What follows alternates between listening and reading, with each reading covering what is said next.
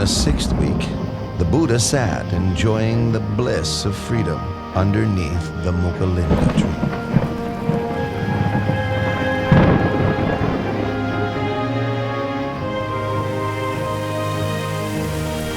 As he sat, the rain fell constantly.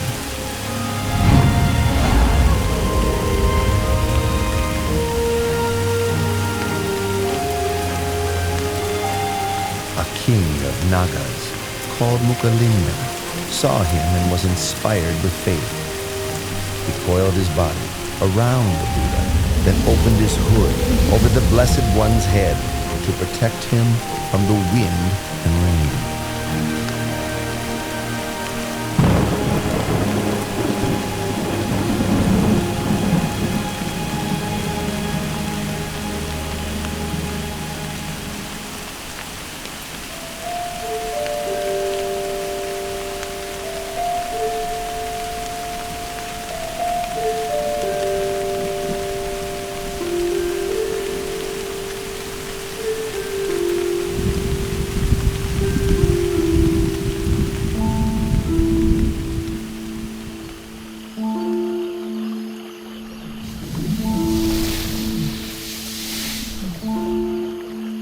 When the wind and rain subsided, he uncoiled from the Buddha and changed his body into the form of a young man, bowing and paying respects to the Buddha.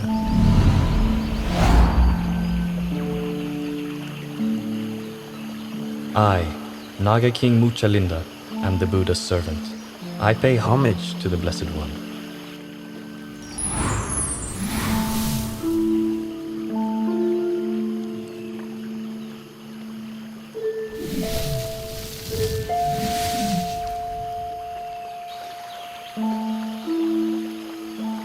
Silence is happiness for the one who has seen the Dharma. Delight in the peace of seclusion, harmlessness to all beings, freedom from lust, and overcoming sensuality. These are the highest joys in the world. Eradication of conceit is the greatest happiness of all.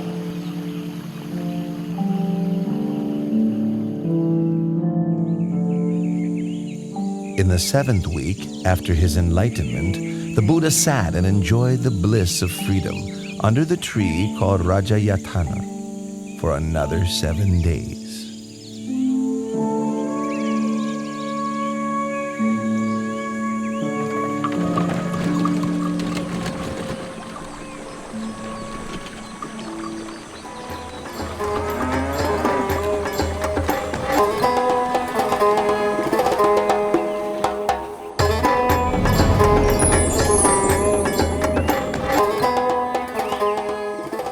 Lord Buddha, you have enjoyed the bliss of freedom for 7 weeks without taking any food to eat.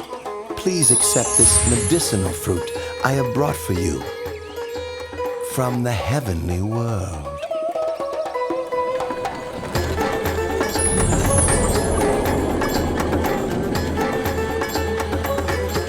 Those 2 merchant brothers made merit with me in the past.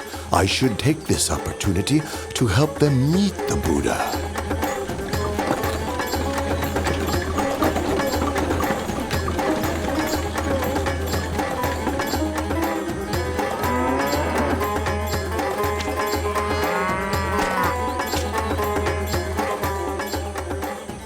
Look, Tapusa, all of our carts have stopped as if fixed to the ground. No matter how much our men work the bullocks to make them pull, the carts still won't budge. They just won't move. It's strange. Why would the... Huh? You 2 merchants, do you know that the just now enlightened, perfectly awakened Buddha is now sitting under the Rajayatana tree over there? You'd better go and pay your respects to him, then offer him the baked and ground grain meal you're carrying with you. It will be a cause for your benefit and happiness for a long time.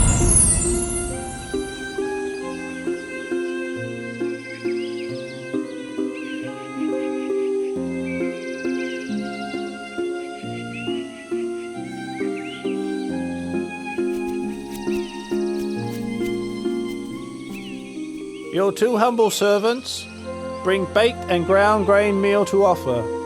Please may the Lord Buddha accept our offering. I lost my alms bowl before my enlightenment. When I accepted the honeyed milk rice from Sujata, I floated the golden tray off in the stream. Now these two merchants are offering me a meal.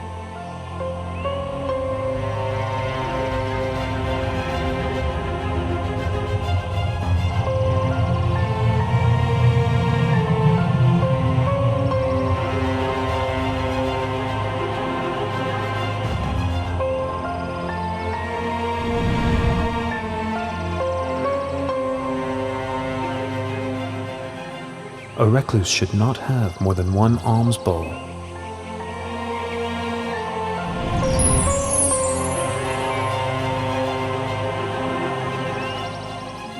We, Tapusa and Balika, declare ourselves to be lay Buddhists.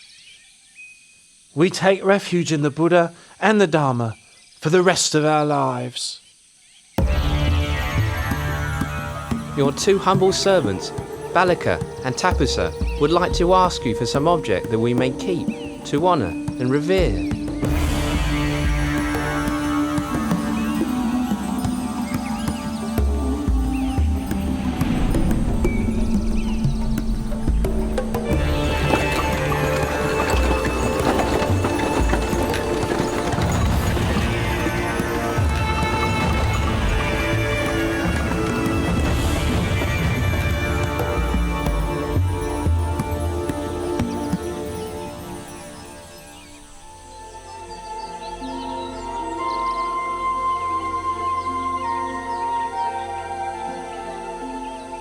I have attained the Dharma, which is profound and subtle. It is difficult for ordinary people to understand and practice.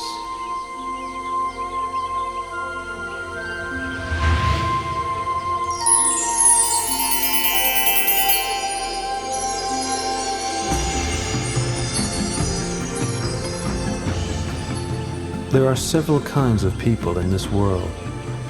The quick-witted, upon hearing my teachings, know and understand them quickly, just like a lotus flower above the surface of the water that blossoms as soon as it receives the sun's rays. Those of moderate intelligence, having heard my teachings and then receiving some further explanation and training, are able to know and understand within a short time, just like a lotus flower, level with the surface of the water, ready to blossom the next day. The slow-witted, having heard the teachings, receiving further explanation and training, persevering with faith, are able to know and understand in the end, like a lotus flower below the water, which grows upwards before finally breaking through the surface and blossoming.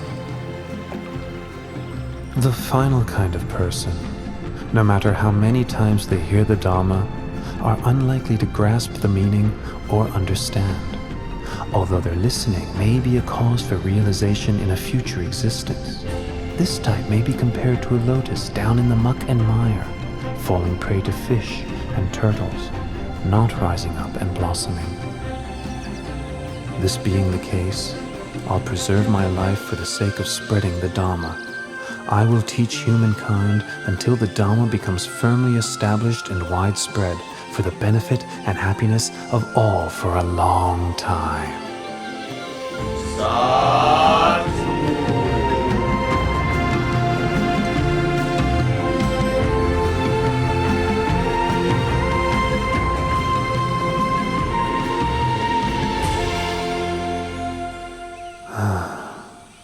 It's a pity that Alara the hermit passed away 7 days ago, and Udaka the hermit passed away just yesterday. If Alara Galama could have lived for another 7 days, and Udaka Ramaputta just one more day, they would both have surely attained enlightenment. The Buddha had known through superhuman knowledge of the passing away of Alara Kalama, and Udaka Ramaputta. Then he remembered the Pankavagiya, the 5 monks who had attended him while he was practicing extreme asceticism. Each of the 5 had well-developed faculties. If they could hear the teaching, they would surely soon attain to the Dhamma.